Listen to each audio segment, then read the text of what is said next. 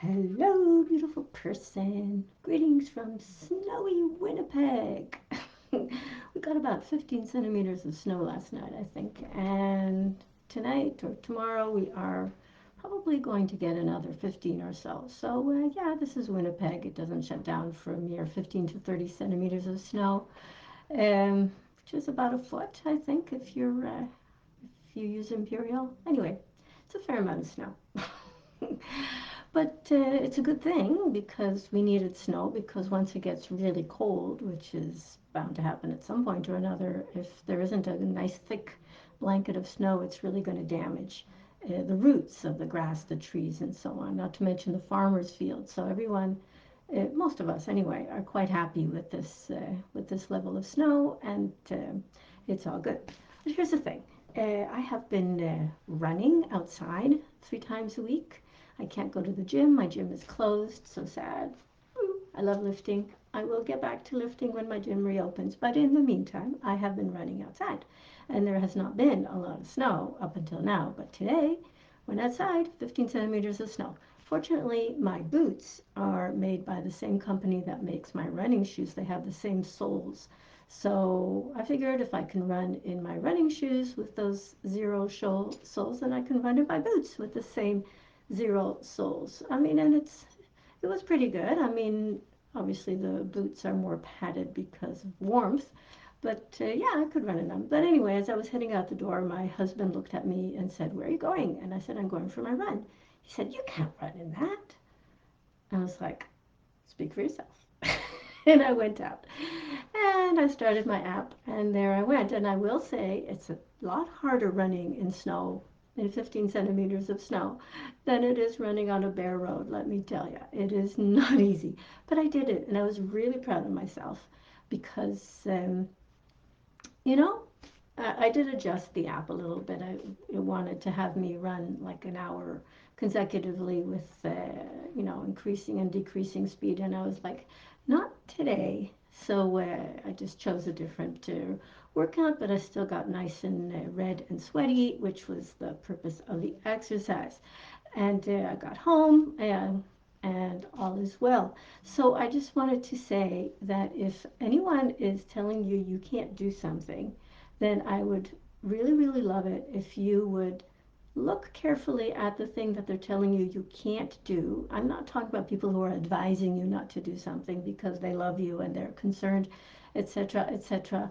Um, Even then, you should probably look at it pretty carefully because it's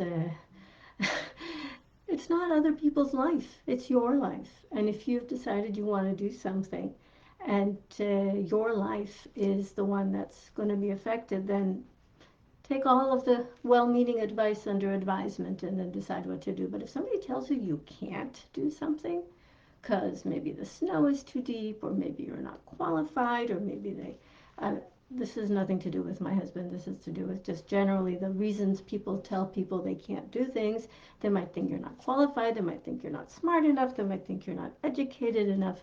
They might think that, people like us just don't do things like that. Some people deal with that. Well, if you go and do this, then you're going to think you're better than the rest of us. A lot of people who come from backgrounds where, for example, higher education has not been a priority when they decide they want to go to university, they may very much run into, well, Mr. Fancy Pants, now you're better than us, are you? I know people who have come from that sort of background who have really had to deal with this. So it can be hard. I'm not going to pretend that it's easy to have people react and say, you can't do that. What are you talking about? Who are you to think you could do this? But it's really, really important that you deal with your mindset, because the only really important decisions are the ones that you take right there in your head, in your heart, in the in your gut, in the places that are in your body and not in anybody else's. So if anyone tells you you can't do that,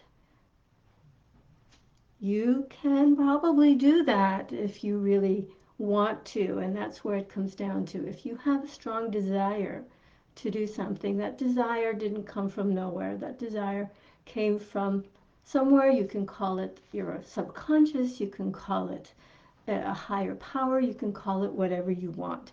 But the point is that if you find yourself with a deep desire to do something and you know that you are going to kick yourself forever if you don't do it. There's a book called Five Top Regrets of the Dying or something like that. People tend to reference it because, you know what? At least give it a try if you possibly can. Let's put it that way. If somebody tells you you can't do something, that would probably be a pretty good reason to seriously consider doing it anyway.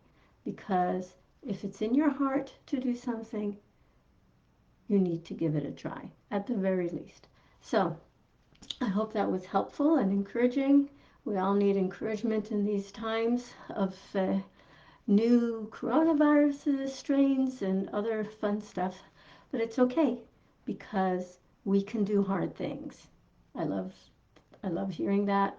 I love saying that we can do hard things. And if we think we can't do something, as to quote that notorious anti-Semite Henry Ford, if you think you can or you think you can't, you're right. So I hope that was helpful. And I just wanted to tell you that I'm going to be doing a wellness challenge um, probably the next week or so about kickstarting your wellness before the new year. After, if you celebrate Christmas, you're probably going to be wanting to indulge in the treats of the season, but afterwards you might have a feeling that you want to kickstart your wellness. So I actually made a PDF with 6 points in it of my favorite ways to kickstart wellness. And if you would like that, oh, hi Val, nice to see you. Thanks for jumping on.